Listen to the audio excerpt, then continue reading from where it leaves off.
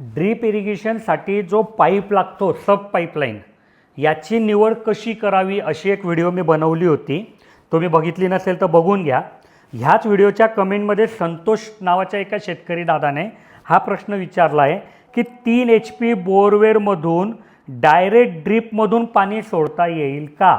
तर हा प्रश्न या दादांच्या मनात का आला, कारण बऱ्याच वेळा शेतकऱ्यांच्या मनात एक गैरसमज तयार होतो की बाबा डायरेक्ट मोटर जर त्या ड्रीपला जोडली तर ड्रीपमधून तर थेंब थेंब पाणी पडतं, म्हणून मागे बॅक प्रेशर तयार होईल आणि मोटरवर लोड येईल.